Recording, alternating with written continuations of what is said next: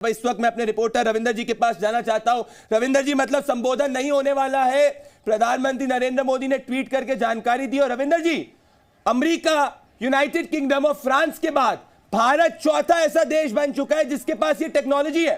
ये बहुत बड़ी बात है। मतलब made in India technology China के पास भी जो नहीं है वो हिंदुस्तान के पास है। रविंदर जी, अब बिल्कुल देखिए, एक विपक्ष के बहुत बड़े नेता ने आज से कई साल पहले कहा था कि डीआरडीओ है और भारत कहता है कि हम बहुत विकसित हैं या विकासशील देश है, हम सुई तक तो बना नहीं पाते, उनकी उनकी उनकी खुन्नस थी ये।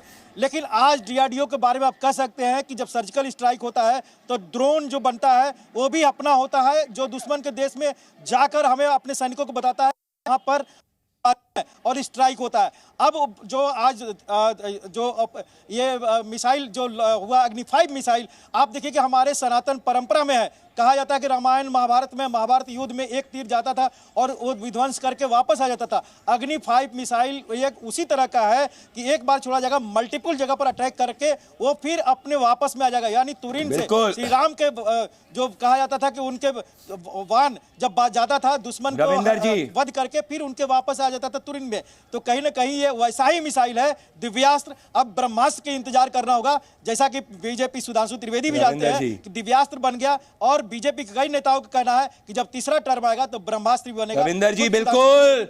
और मैं कहना चाहता हूं दोस्तों, ये देश के लिए बहुत बड़ी बात है क्योंकि ये टेक्नोलॉजी चीन के पास भी नहीं है। Bharat made in India MIRV technology को सक्सेसफुली टेस्ट कर चुका है। ये नेशनल सिक्योरिटी के लिए बहुत बड़ी बात है। और अमेरिका, यूके और फ्रांस के बाद भारत के पास ये टेक्नोलॉजी है अग्नि 5 मिसाइल में, जो किसी भी समय से, अगर किसी भी डायरेक्शन से दुश्मन मुल्क अगर हिंदुस्तान पर हमला करने की कोशिश करे, उसको ताल ठोक के जवाब दे दिया जाएगा। Z News।